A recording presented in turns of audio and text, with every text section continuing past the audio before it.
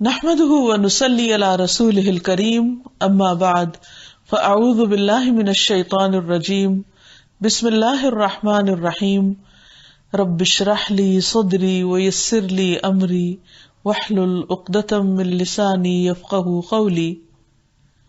السلام علیکم ورحمۃ اللہ وبرکاتہ. ناظرین، پروگرام اللہ کے خوبصورت نام کے ساتھ آپ کی خدمت میں حاضر ہیں. آج ہم انشاءاللہ اللہ تعالی کے نام الوہاب پر بات کریں گے. الوہاب کا معنی ہوتا ہے بہت زیادہ عطا کرنے والا، بے پناہ نوازشیں کرنے والا اور مسلسل عطا کرنے والا، مسلسل بخشنے والا، ہمیشہ دیتا ہی رہنے والا. اگر ہم اپنی زندگی پر غور کریں تو ہم دیکھتے ہیں کہ ہمارے پاس جو کچھ بھی ہے وہ سب دراصل اللہ سبحانہ وتعالیٰ کا ہی دیا ہوا ہے.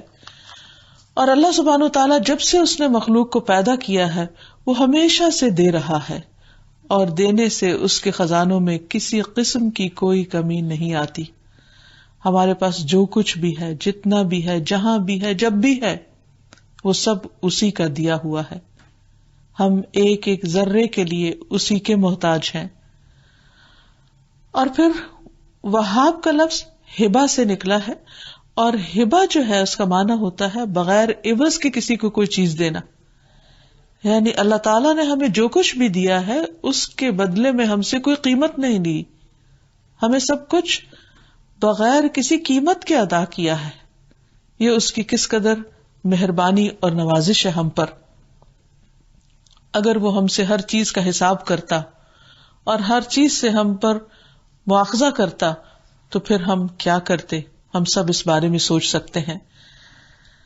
کچھ نعمتیں تو ایسی ہیں جو ہمیں ظاہری طور پر نظر آتی ہیں، اپنی ذات میں بھی اور باہر بھی، اور کچھ نعمتیں ایسی ہیں جو ہماری نگاہوں سے چھپی ہوئی ہیں اور ہمارا تخیل بھی وہاں تک نہیں جاتا، یعنی ہم سوچ بھی نہیں سکتے.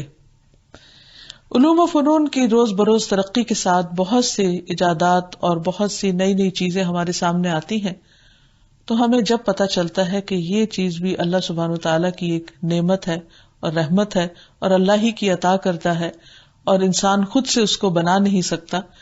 اور ایسی بے شمار بہت ساری چیزیں ہیں کہ جن کے بارے میں ہم جانتے بھی نہیں.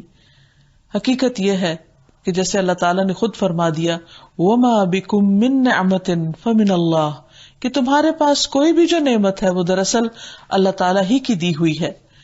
پھر اسی طرح بہت سے انعامات اور عطیات کے علاوہ جو ہماری غم ہیں ان کو دور کرنے والا اور غموں کو خوشی میں بدل دینے والا، ہماری محتاجی کو غنا سے بدل دینے والا، ہمارے ٹوٹے ہوئے دلوں کو جوڑنے والا، ہماری ضروریات کو پوری کرنے والا بھی وہی ہے، ہماری دعاؤں کا سننے والا اور جواب دینے والا بھی دراصل وہی ہے. جب ہم بیمار ہوتے ہیں تو ہمیں شفا بھی وہی دیتا ہے، اور جب ہمیں بھوک لگتی ہے تو کھلاتا بھی وہی ہے. حقیقت یہ ہے کہ سب کچھ اسی کا دیا ہوا ہے. اس کی دی ہوئی نعمتوں میں سب سے بڑی نعمت ہدایت کی نعمت ہے، اور یہ ہم سب پر اللہ سبحانہ وتعالیٰ کا بہت بڑا احسان ہے کہ اس نے ہمیں سیدھا راستہ دکھایا ہے. اسی لیے ہم دعا مانگتے ہیں کہ ربنا لا تزغ قلوبنا بعد اذ ہدیتنا وہب لنا من لدنک رحمہ انک انت الوہاب، کہ اے ہمارے رب، ہدایت کی نعمت دینے کے بعد تو ہمارے دلوں کو ٹیڑھا نہ کرنا اور ہمیں اپنے پاس سے رحمت عطا کرنا، کیونکہ تو بہت زیادہ عطا کرنے والا ہے، تو بے حد و حساب نوازنے والا ہے. لہذا تو ہمیں اپنی رحمتوں سے نواز، اس دنیا میں بھی اور آخرت میں بھی. حقیقت یہ ہے کہ اگر انسان یہ چاہتا ہے کہ اللہ سبحانہ وتعالیٰ اس کو اپنی بخششوں سے نوازتا رہے تو پھر انسان کو چاہیے کہ ایک تو اس کی قدر کرے، دوسرے یہ کہ جو کچھ اس کے پاس ہے اسے اللہ سبحانہ وتعالیٰ ہی کی طرف سے سمجھے، اور پھر تیسرے یہ کہ وہ ملی ہوئی نعمتوں کی شکر گزاری کے طور پر ان انسانوں کو جو محروم ہیں انہیں اپنی طرف سے دیتا رہے، اس میں شریک کرتا رہے جو اللہ تعالیٰ نے اس کو عطا کیا ہے. اللہ سبحانہ وتعالیٰ کی بخشش کا جہاں تک تعلق ہے تو رسول اللہ صلی اللہ علیہ وسلم نے فرمایا اللہ عز و جل فرماتا ہے خرچ کرو تو میں بھی تم پر خرچ کروں گا. یعنی اگر ہم دوسرے انسانوں کے ساتھ بھلائی کا سلوک کریں گے تو اللہ تعالیٰ ہمیں بھی مزید عطا کرے گا. پھر فرمایا کہ اللہ تعالیٰ کا ہاتھ بھرا ہوا ہے، رات اور دن مسلسل خرچ کرنے سے بھی اس کی بخشش میں کچھ کمی نہیں ہوتی. اور فرمایا تم نے دیکھا نہیں کہ جب سے اللہ تعالیٰ نے آسمان و زمین کو پیدا کیا ہے وہ مسلسل خرچ کر رہا ہے، مسلسل دے رہا ہے، لیکن اس کے ہاتھ میں کوئی کمی نہیں ہوتی. اور پھر ہم دیکھتے ہیں اپنے چاروں طرف نگاہ دوڑا کر، یعنی اگر ہم اللہ تعالیٰ کی اس صفت کو سمجھنا چاہتے ہیں، اللہ تعالیٰ کے اس نام کو جاننا چاہتے ہیں تاکہ اللہ تعالیٰ سے ہماری محبت میں مزید اضافہ ہو، تو ہمیں اپنے گرد و نواح پر نظر دوڑانے کی ضرورت ہے. قرآن مجید میں اللہ تعالیٰ فرماتے ہیں سورۃ الرحمن میں وَالْأَرْضَ وَضَعَهَا لِلْأَنَامِ فِيهَا فَاكِهَةٌ وَالنَّخْلُ ذَاتُ الْأَكْمَامِ وَالْحَبُّ ذُو الْعَصْفِ وَالرَّيْحَانُ فَبِأَيِّ آلَاءِ رَبِّكُمَا تُكَذِّبَانِ. اور زمین کو اس نے ساری مخلوق کے لیے بنایا، یعنی صرف انسان کے لیے نہیں ہے، باقی جانوروں کے لیے بھی ہے، اور ان کو بھی یہاں جینے کا حق ہے، جس میں ہر طرح کے پھل ہیں اور کھجور کے درخت بھی جن کے خوشوں پر غلاف ہوتے ہیں، اور اناج بھوسی والا اور خوشبودار پھول بھی. اے جن و انس، تم اپنے پروردگار کی کون کون سی نعمتوں کو جھٹلاؤ گے. یعنی یہ نعمتیں ہر طرف بکھری ہوئی ہیں. اگر انسان کی نعمتوں پر نظر جائے اور واقعی ان پر غور و فکر کرے تو پھر شکوے کی کوئی گنجائش ہی باقی نہیں رہتی، اور انسان پوری طرح اپنے دل و جان سے اپنے رب کا وفادار ہو جائے. لیکن عام طور پر ہماری نگاہ اللہ تعالیٰ کی نعمتوں کو دیکھ نہیں پاتی، جس کی وجہ سے ہماری زندگی عموماً مایوسیوں کا شکار رہتی ہے یا پریشانیوں کا. ہم صرف انہی باتوں پر بار بار سوچتے رہتے ہیں یا اس چیز پر بار بار کڑتے رہتے ہیں جس کی ہماری زندگی میں کوئی کمی ہوتی، حالانکہ ہمارا رب رحمان جس کے خزانے بھرے ہوئے ہیں، وَلِلَّهِ خَزَائِنُ السَّمَاوَاتِ وَالْأَرْضِ، جو آسمان و زمین کے خزانوں کا مالک ہے، وہ جب دینا چاہے جتنا بھی جس کو دینا چاہے اس کو کوئی مشکل نہیں. لیکن اگر کسی وقت وہ ہمیں کوئی چیز نہیں دیتا تو اس کے پیچھے کوئی بڑی حکمت کار فرما ہوتی ہے، اور ہم اللہ تعالیٰ کے اس فیصلے کو نہ سمجھنے کی وجہ سے بعض اوقات اللہ تعالیٰ سے ناراض رہتے ہیں اور پریشان رہتے ہیں. اللہ سبحانہ وتعالیٰ فرماتے ہیں أَلَمْ تَرَوْا أَنَّ اللَّهَ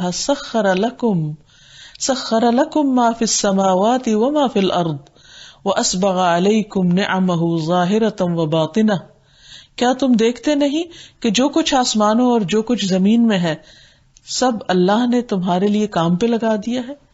یعنی آسمانی قوتیں بھی اور زمین کی قوتیں سب تمہاری خدمت پہ لگی ہوئی ہیں. جیسا کہ ایک اور جگہ پر فرمایا خلق لکم ما فی الارض جمیعا، کہ زمین میں جو کچھ ہے وہ سارے کا سارا تمہارے لیے بنایا ہے. یعنی اتنی بے شمار نعمتیں جن کو ہم گن نہیں سکتے وہ اللہ تعالیٰ نے انسان کی خدمت میں لگا دی ہیں، مسخر کر دی ہیں، اور فرمایا کہ اس نے اپنی تمام ظاہری اور باطنی نعمتیں تم پر پوری کر دی ہیں. تو ہمارے لیے لازم ہے کہ ہم اس کے شکر گزار بندے بنیں، ورنہ اس کے دینے میں، اس کی عطا میں، اس کی بخشش میں کچھ کمی نہیں. اسی طرح قرآن مجید کی دیگر آیات سے ہمیں پتہ چلتا ہے کہ اللہ تعالیٰ نے کیا کیا پیدا کیا، اور ان تمام چیزوں کے تذکرے کا مطلب یہ ہے کہ ایک یاد دہانی ہو. جیسے فرمایا هو الذی انزل من السماء ماء، بارش کی نعمت کو، اپنی رحمت کو کچھ ان الفاظ میں بیان فرمایا. وہی ہے جس نے تمہارے لیے آسمان سے پانی برسایا جسے تم پیتے بھی ہو، اور اس سے نباتات بھی اگتی ہے، یعنی پودے بھی مستفید ہوتے ہیں، اور تم مویشیوں کو چراتے ہو، یعنی تمہارے جانور بھی فائدہ اٹھاتے ہیں. اور اسی پانی سے اس نے تمہارے لیے کھیتی، زیتون، کھجور، انگور اور ہر طرح کے پھل پیدا کیے. پانی ایک ہی ہوتا ہے، لیکن جب وہ ان پھلوں کے اندر رس کی صورت میں آتا ہے تو اس کے ذائقے، رنگ اور خوشبو مختلف ہو جاتے ہیں. فرمایا اس میں غور و فکر کرنے والوں کے لیے ایک بہت بڑی نشانی ہے. اس نے تمہارے لیے رات اور دن کو، نیز سورج اور چاند کو مسخر کر رکھا ہے. یہ سارے دن اور رات کی تبدیلی، یہ موسموں کا بدلنا، یہ سورج اور چاند کا دکھائی دینا اور پھر چھپ جانا، یہ سارے انسان کے لیے نعمتیں ہی نعمتیں ہیں. ورنہ سوچیے اگر سارا وقت سورج ہمارے سر پر رہتا تو ہمارے لیے جینا کس قدر مشکل ہو جاتا. رات آتی، اگرچہ اس میں اندھیرا ہوتا ہے لیکن انسان کے لیے باعث راحت ہوتی ہے. فرمایا کہ یہ سب اسی کے حکم کے پابند ہے، یعنی ان سب کو اسی نے ڈسپلن کر رکھا ہے، ورنہ اگر انسانوں کو دے دیا جاتا کہ وہ اپنی مرضی سے رات لائیں اور دن لائیں تو کبھی بھی انسانوں کا اس پر اتفاق نہ ہوتا اور دنیا میں مزید فساد پیدا ہو جاتا۔ فرمایا بلا شبہ اس میں سوچنے والوں کے لیے بہت سی نشانیاں ہیں۔ پھر اسی طرح یہ ہے کہ کچھ چیزیں تو انسان اپنی ضرورت کی رب سے مانگتا ہے، لیکن اس سے کہیں زیادہ ہے وہ سب کچھ جو اللہ تعالیٰ نے ہمیں بن مانگے عطا کیا ہے۔ اللہ تعالیٰ فرماتے ہیں واللہ اخرجکم من بطون امہاتکم لا تعلمون شیئا، اللہ نے تمہیں تمہارے ماؤں کے پیٹوں سے نکالا اس حال میں کہ تم کچھ بھی نہیں جانتے تھے۔ اور پھر جب انسان دنیا میں آتا ہے اللہ اس کو آنکھ، کان، دل، دماغ دیتا ہے، وہ دیکھ کر بہت سی چیزیں سیکھتا ہے، سن کر بہت کچھ سیکھتا ہے، پھر زبان عطا کی اللہ نے کہ جس سے وہ بولتا ہے، اظہار خیال کر سکتا ہے، پھر غور و فکر کرتا ہے، اور یوں وہ ترقی کی منزلیں طے کرتا چلا جاتا ہے۔ فرمایا وَجَعَلَ لَكُمُ السَّمْعَ وَالْأَبْصَارَ وَالْأَفْئِدَةَ لَعَلَّكُمْ تَشْكُرُونَ، اس نے تمہارے لیے کان، آنکھیں اور دل بنائے تاکہ تم اس کا شکریہ ادا کرو۔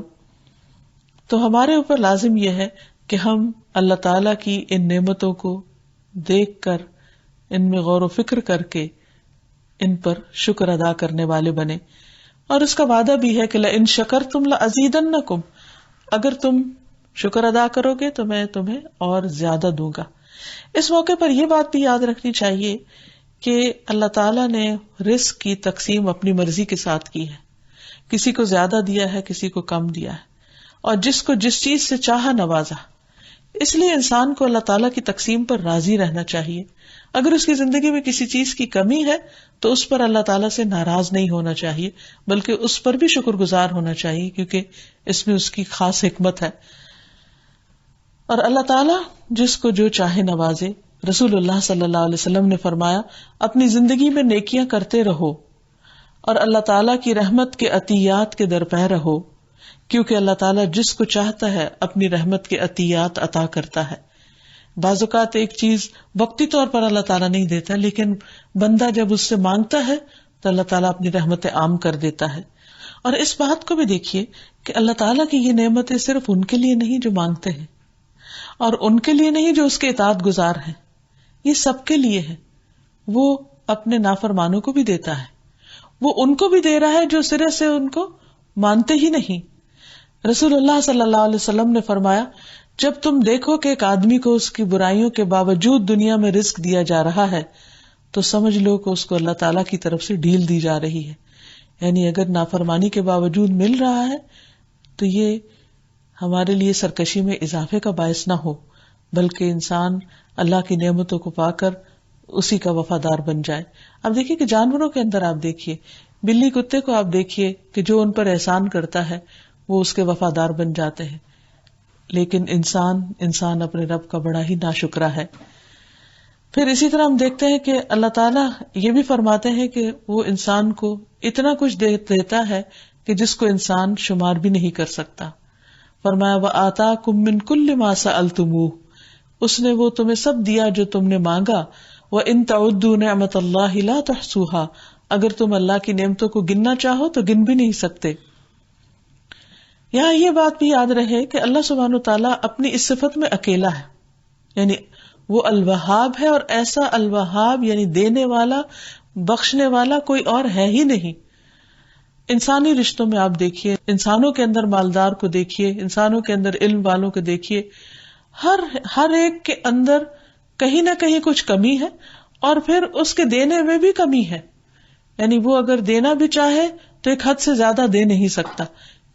اور انسانوں میں عموماً کیا ہوتا ہے کہ جب وہ کسی کو کچھ دیتے ہیں تو ان کے اپنے مال میں سے کمی ہو جاتی ہے یا اپنے حصے میں سے کچھ کمی ہو جاتی ہے، لیکن اللہ سبحانہ وتعالیٰ جب دیتا ہے تو کہیں کسی بھی قسم کی کمی نہیں ہوتی۔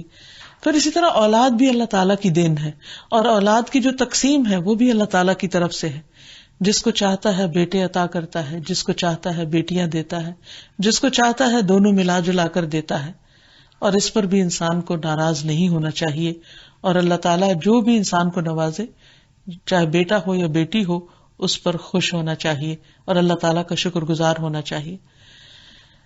پیغمبروں کو بھی جو اس نے اولاد دی، اس کو بھی اس نے دراصل اپنا عطیہ بتایا۔ مثلاً ابراہیم علیہ السلام کو اللہ تعالیٰ نے ایک لیٹ عمر میں اسماعیل علیہ السلام سے نوازا تھا، تو وہ اس پر دیکھیں کس قدر شکر گزار ہیں. وہ کہتے ہیں الحمدللہ الذی وہب لی علی الکبر اسماعیل، کہ اللہ کا شکر ہے جس نے مجھے بڑھاپے میں اسماعیل جیسا بیٹا عطا کیا. ان ربی لسمیع الدعاء، میرا رب تو دعا کا یقیناً سننے والا ہے. یعنی اس نے دیر سے دیا لیکن دیا ضرور. ہم دیکھتے ہیں کہ تمام پیغمبر اولاد کو اللہ سبحانہ تعالیٰ کا عطیہ سمجھتے ہیں، اسی کی بخشش سمجھتے ہیں، اسی کی عطا سمجھتے ہیں. اسی لیے جب ان کی اولاد نہیں ہوتی تو اللہ ہی سے مانگتے ہیں، کسی اور سے نہیں. اور جب اولاد ملتی ہے تو اللہ تعالیٰ ہی کے شکر گزار ہوتے ہیں. زکریا علیہ السلام جن کے پاس اولاد نہیں تھی تو وہ اللہ سبحانہ تعالیٰ سے دعا کرتے ہیں کہ ربی حب لی من الصالحین، اللہ مجھے صالحین میں سے عطا کر، یعنی صالح بیٹا عطا کر. اسی طرح حب لی من لدنک ذریۃ طیبہ، اللہ مجھے اپنے پاس سے پاکیزہ اولاد عطا کر. تو اس سے بھی پتہ چلتا ہے کہ انسان جب مانگے تو اچھی چیز مانگے. اور پھر جب اللہ تعالیٰ نے حضرت زکریا کو بیٹا عطا کر دیا تو فرمایا وَوَهَبْنَا لَهُ يَحْيَىٰ وَأَصْلَحْنَا لَهُ زَوْجَهُ، کہ ہم نے اسے یحییٰ جیسا بیٹا عطا کیا اور اس کی بیوی کو اس کے لیے درست کر دیا. پھر اسی طرح اہل ایمان بھی اپنے اہل و عیال کے لیے جو دعائیں مانگتے ہیں ان میں بھی مشہور دعا ہے کہ جو وہ کہتے ہیں کہ ربنا هب لنا من ازواجنا وذریاتنا قرۃ اعین وجعلنا للمتقین اماما، کہ اللہ ہمیں اپنی اولاد اور اپنے بچوں میں سے آنکھوں کی ٹھنڈک عطا کر. یعنی جب اولاد نہ ہو تو مانگی جائے، جب ہو جائے تو شکر گزاری، اور پھر اس اولاد کی بھلائی اور بہتری اور اس میں آنکھوں کی ٹھنڈک کی دعا کی جائے. تو یہ سب چیزیں دراصل اللہ تعالیٰ ہی دینے والا ہے، اس لیے اہل ایمان اسی سے مانگتے ہیں. پھر اسی طرح ہم دیکھتے ہیں کہ داؤد علیہ السلام کے بارے میں بھی اللہ تعالیٰ فرماتے ہیں کہ وَوَهَبْنَا لِدَاوُودَ سُلَيْمَانَ، ہم نے ہی داؤد کو سلیمان جیسا بیٹا عطا کیا تھا. تو جب اولاد نیک ہو، اولاد قابل ہو، تو اس میں یہ نہیں سمجھنا چاہیے کہ یہ ہماری محنت اور ہماری کوشش سے یہ سب کچھ ہوا ہے. اس وقت بھی ایک بندہ مومن یہی سمجھتا ہے اور بار بار اپنے رب کی طرف پلٹتا ہے کہ اولاد کا دینا اور اس کی اچھی تربیت اور اس کا دنیا میں کامیابی کی منزلوں کو طے کرنا، یہ سب کچھ بھی دراصل اللہ سبحانہ تعالیٰ کا انعام ہے. کیونکہ اگر اللہ تعالیٰ کسی کو نہ دینا چاہے تو کوئی دے نہیں سکتا. قرآن پاک میں اللہ تعالیٰ فرماتے ہیں ما یفتح اللہ للناس من رحمت فلا ممسک لها وما یمسک فلا مرسل له من بعدہ، کہ اللہ اگر لوگوں کے لیے اپنی رحمت کا دروازہ کھول دے تو اسے کوئی بند کرنے والا نہیں، اور اگر اللہ اس کو بند کر دے تو پھر اس کو کوئی کھولنے والا نہیں. تو حقیقت میں یہ ہے کہ سب کچھ اسی کی طرف سے ہے. ہمارے ذہن میں یہ سوال پیدا ہو سکتا ہے کہ پھر یہ جو لوگ ایک دوسرے کو کچھ دیتے رہتے ہیں اور لوگوں کی کوششیں، ان کا پھر کیا حساب ہے، یا وہ کہاں سٹینڈ کرتی ہیں؟ حقیقت یہ ہے کہ لوگ جس کو بھی کچھ دیتے ہیں وہ اللہ کے دیے ہوئے میں سے دیتے ہیں. اب مثلاً والدین اگر اپنی اولاد کو اچھی تعلیم و تربیت دیتے ہیں تو وہ کہاں سے دیتے ہیں؟ وہ بھی جو ان والدین پر اللہ تعالیٰ کے احسانات ہوتے ہیں، انعامات ہوتے ہیں، وہ اس میں سے اپنی اولاد کو دے رہے ہوتے ہیں. وہ ان کا ذاتی نہیں ہوتا، یہ ان کا اپنا کمال نہیں ہوتا. پھر اسی طرح اللہ تعالیٰ انسان کو نہ صرف یہ کہ اولاد دیتے ہیں، رزق دیتے ہیں، بلکہ علم اور حکمت بھی اللہ تعالیٰ ہی عطا کرتے ہیں. اس لیے قرآن مجید میں آتا ہے یؤتی الحکمت من یشاء ومن یؤت الحکمت فقد اوتی خیرا کثیرا، جس کو چاہتا ہے حکمت عطا کرتا ہے، وزڈم، دانائی، سمجھ بوجھ، اور جس کو یہ حکمت عطا کر دی گئی اس کو حقیقت میں بہت بڑا خیر مل گیا، بہت بڑی بھلائی مل گئی. پھر اسی طرح دعاؤں کی توفیق، نیک اعمال کی توفیق، یہ سب کچھ بھی اللہ تعالیٰ ہی کی طرف سے ملتا ہے. اور پھر دنیا میں بھی اور آخرت میں بھی جو کچھ انسان کو ملنے والا ہے وہ اللہ تعالیٰ ہی دیتا ہے، لیکن اس کے لیے انسان کو بھی کوشش کرنی چاہیے اور اس کے ساتھ ساتھ دعا بھی کرتے رہنا چاہیے. کیونکہ دنیا میں انسان کو اللہ تعالیٰ نے ایک امتحان میں ڈالا ہے، اور اس امتحان کا ایک حصہ یہ ہے کہ جو کچھ اللہ تعالیٰ نے انسان کے لیے رکھا ہے اس کے لیے وہ اسٹرگل بھی کرے اور اللہ تعالیٰ سے مانگے بھی، اس کی طلب بھی رکھے. اور جب انسان یہاں اللہ تعالیٰ سے مانگتا ہے اور جب مل جاتا ہے تو شکر گزار ہوتا ہے اور اس کا کریڈٹ بھی اللہ تعالیٰ کو دیتا ہے، تو اللہ تعالیٰ ایسے بندوں کو آنر دیں گے، اور کل قیامت کے دن جب اپنے مومن بندوں کو جنت الفردوس سے نوازیں گے تو وہاں بندے پہ جو کچھ چاہیں گے، جو طلب کریں گے، وہ ان کی صرف خواہش پر ان کو مل جائے گا. یعنی دنیا میں انسان کے لیے کوشش اور دعا دونوں رکھی گئی ہے، اور وہاں انسان کے لیے صرف خواہش رکھی گئی ہے. حتیٰ کہ اگر انسان کچھ کھانا چاہے گا تو فوراً اسی شکل میں اس کے سامنے حاضر ہوگا. مثلاً جنت میں جو ان کا پسندیدہ کھانا ہوگا وہ ان کو دیا جائے گا، اور اس میں کوئی روک ٹوک نہیں ہوگی. لا مقطوعۃ ولا ممنوعۃ. قرآن پاک میں آتا ہے لہم فیہا فاکہۃ ولہم ما یدعون. اس جنت میں ان کے لیے پھل ہوں گے، اور جو کچھ وہ طلب کریں گے، جو بھی آرڈر کریں گے، جو بھی خواہش کریں گے، اور خواہش کرتے ہی مل جائے گا. ابو امامہ کہتے ہیں کہ رسول اللہ صلی اللہ علیہ وسلم فرماتے ہیں کہ جنت والوں میں سے ایک شخص جنت کی شراب کی خواہش کرے گا تو ایک برتن جس میں آگے اس کے ٹونٹی بھی ہوگی وہ اس کے ہاتھ میں آ جائے گا، اور اس میں سے وہ جتنا چاہے گا پی لے گا، اور پھر اس کے بعد خود بخود وہ واپس بھی چلا جائے گا. یعنی آج دنیا میں بہت ساری چیزیں آٹومیٹک ہوتی ہیں تو ہمارے لیے کانسیپٹ سمجھنا اور آسان ہو گیا ہے، لیکن obviously جنت اور دنیا کا تو کمپیریزن ہی نہیں، کوئی مقابلہ ہی نہیں. کہنے کا مطلب یہ ہے کہ دنیا کی نعمتیں دینے والا بھی وہی ہے، اور آخرت میں بھی سب کچھ عطا کرنے والا، بخشنے والا بھی وہی ہے. اور پھر انسان جنت میں اگر سواری کرنا چاہے گا تو اس کی پسند کی سواری اس کو ملے گی. ابو ایوب فرماتے ہیں کہ ایک دیہاتی نبی صلی اللہ علیہ وسلم کی خدمت میں حاضر ہوا. عرض کیا کہ یا رسول اللہ صلی اللہ علیہ وسلم، مجھے گھوڑے بہت پسند ہیں، کیا جنت میں گھوڑا ہوگا؟ آپ نے فرمایا اگر تم جنت میں داخل ہو گئے تو تمہیں ایسا گھوڑا دیا جائے گا جو یاقوت کا ہوگا، اور اس کے 2 پر ہوں گے، تم اس پر سواری کرو گے اور جہاں چاہو گے گھومتے پھرو گے. یعنی وہاں پر تمہاری ہر خواہش پوری ہوگی. پھر اسی طرح نبی صلی اللہ علیہ وسلم نے یہ بھی فرمایا کہ اہل جنت میں ایک شخص اپنے رب سے کھیتی باڑی کرنے کی اجازت چاہے گا کہ مجھے یہ بہت پسند ہے کہ میں کچھ کاشتکاری کروں. تو اللہ تعالیٰ اس سے فرمائے گا کیا تم اپنی موجودہ حالت پر راضی نہیں ہو؟ تو وہ کہے گا کیوں نہیں، لیکن میرا کاشتکاری کرنے کو، کھیت اگانے کو دل چاہتا ہے.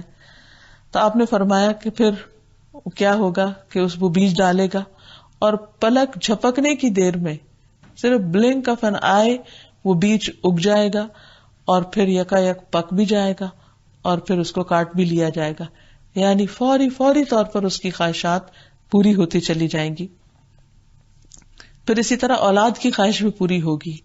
رسول اللہ صلی اللہ علیہ وسلم نے فرمایا اگر کوئی مومن جنت میں اولاد کی خواہش کرے گا تو صرف 1 گھڑی میں، یعنی 1 منٹ میں حمل، پیدائش اور جس عمر کا اس کو بچہ چاہیے ہوگا وہ بھی عطا ہو جائے گا. یعنی اگر دنیا میں کسی کی اولاد نہیں ہے اور بغیر اولاد کے وہ دنیا سے چلا گیا، اولاد کی حسرت یا خواہش دل میں لے کر، تو اللہ تعالیٰ جنت میں اس کو وہ بھی عطا فرما دیں گے. کیونکہ ہم چاہتے ہیں کہ یہ ساری چیزیں دنیا میں ہی ہمیں مل جائے، لیکن دنیا چونکہ امتحان کی جگہ ہے، خواہشات کی تکمیل کی جگہ نہیں ہے. یہاں اللہ تعالیٰ نے ہمیں ایمان اور عمل صالح کی تکمیل کے لیے بھیجا ہے، اس کو مکمل کرنے کے لیے اور اپنی ڈیوٹیز پوری کرنے کے لیے، جبکہ آرام کا وقت اور جسے کہتے ہیں ہالیڈیز کا وقت جو ہے وہ آگے ہے، اور وہاں پر انسان پھر جو بھی چاہے گا اس کو ملتا چلا جائے گا. حتیٰ کہ ایک ادنا درجے کا جو جنتی ہوگا اس کو بھی وہ سب کچھ ملے گا جس کی وہ خواہش کرے گا، اور پھر اللہ تعالیٰ اس سے 10 گنا زیادہ اور اس کو عطا کر دیں گے، کیونکہ اللہ تعالیٰ کے خزانوں میں کسی چیز کی کوئی بھی کمی نہیں ہے. اور پھر اگر اللہ تعالیٰ دینے والا ہے تو ہمارے مانگنے میں کمی نہیں ہونی چاہیے، ہمیں خوشی خوشی اس سے مانگتے رہنا چاہیے. اسی لیے ہم دیکھتے ہیں کہ مختلف پیغمبروں نے مختلف طرح کی دعائیں مانگی. کوئی پیغمبر ایسا نہیں جس نے اپنے رب کو پکارا نہ ہو اور اس سے مانگا نہ ہو اور پھر اللہ تعالیٰ نے اس کو عطا نہ کیا ہو. مثلا سلیمان علیہ السلام کی دعا کیا تھی؟ حکومت کی دعا تھی، رب اغفر لی وہب لی ملکا لا ينبغی لأحد من بعدی انک انت الوہاب. اے میرے رب مجھے بخش دے اور مجھے ایسی بادشاہت عطا کر جو میرے بعد کسی کے لائق نہ ہو، تو یقیناً بہت ہی عطا کرنے والا ہے.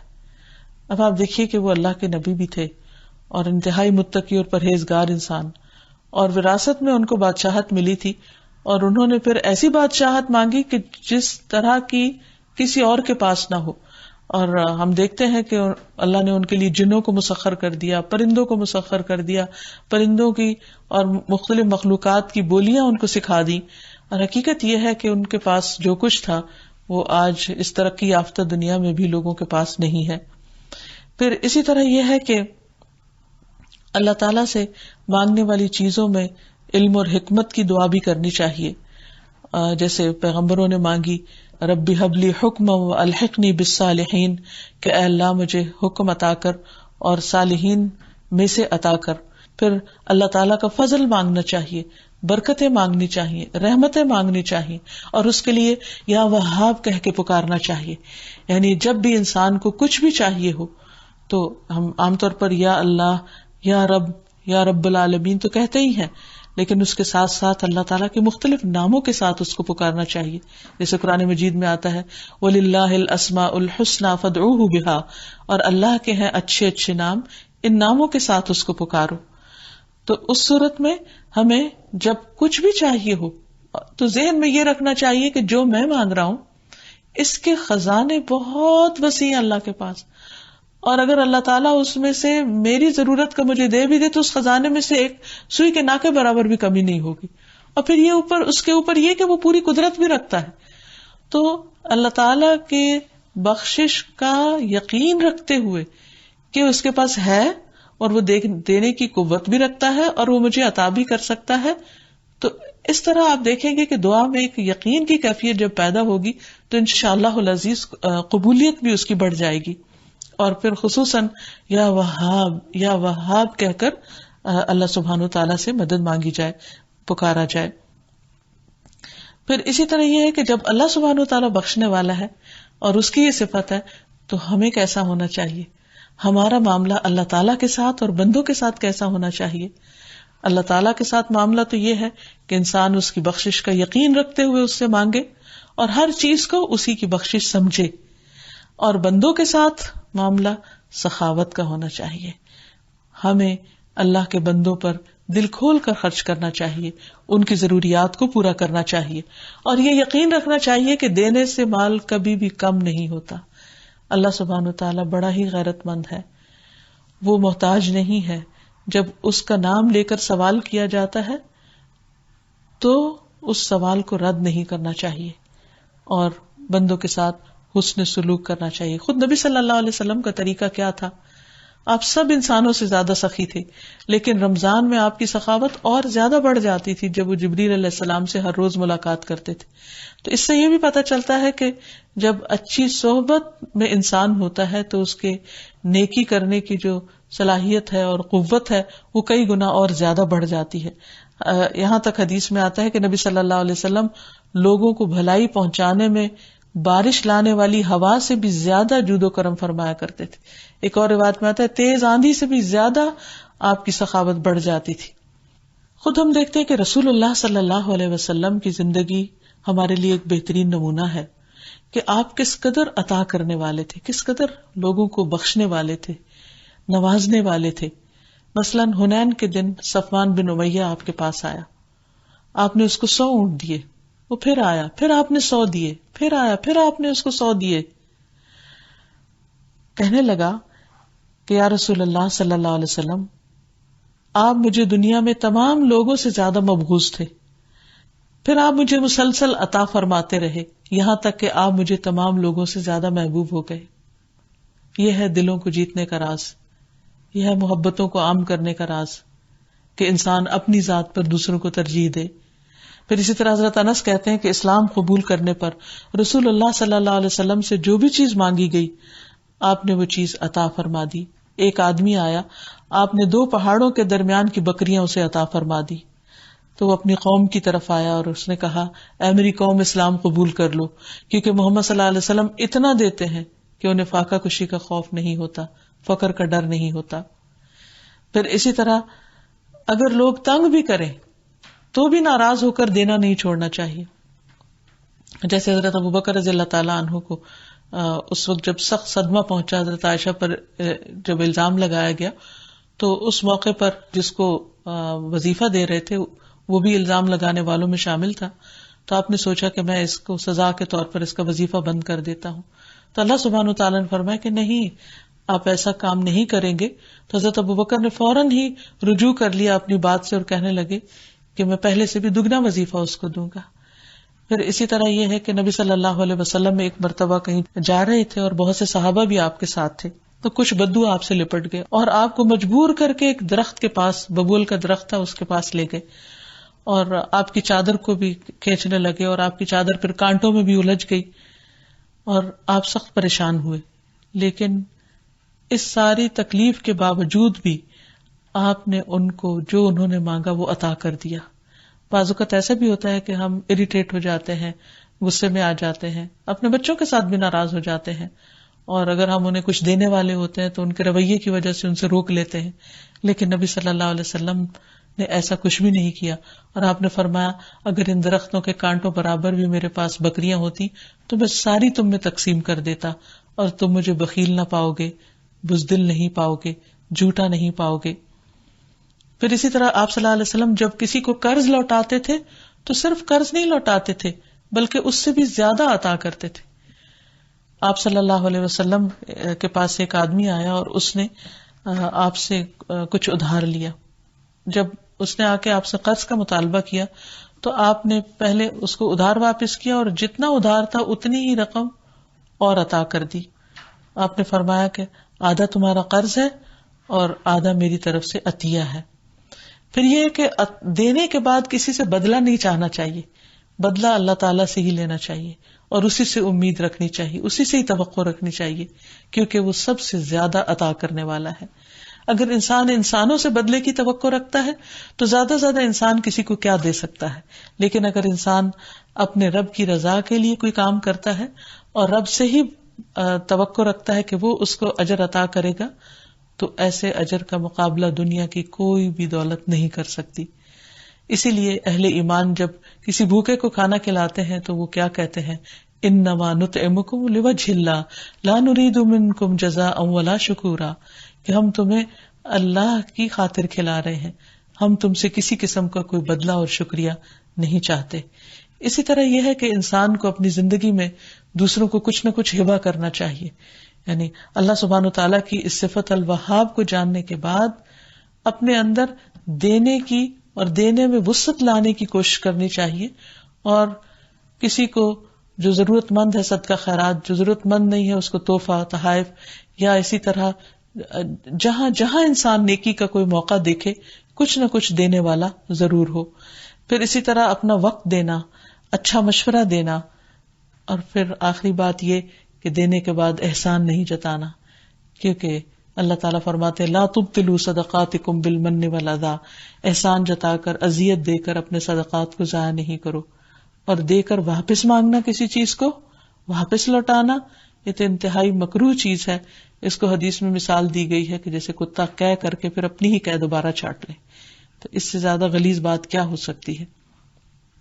تو اسی طرح اگر کوئی شخص کسی کو دینے کے بعد اس سے واپس لیتا ہے اپنی چیز تو یہ اسلامی اخلاق کے اعتبار سے بہت ہی بدترین چیز ہے، اس سے منع کیا گیا ہے. حقیقت یہ ہے کہ اللہ سبحانہ تعالیٰ کے ان ناموں کی اگر ہمیں معرفت حاصل ہو جائے اور ہم اپنے طرز عمل کو اس کے مطابق بدل لیں تو ہماری زندگی بہت خوشگوار ہو جائے. یا رب العالمین، یا ارحم الراحمین، یا وہاب، تو ہمیں اپنی رحمت، ہدایت اور نیکیوں کی توفیق عطا فرما. وآخر دعوانا ان الحمد للہ رب العالمین. سبحانک اللہم وبحمدک، اشہد ان لا الہ الا انت، استغفرک واتوب الیک. السلام علیکم ورحمۃ اللہ وبرکاتہ.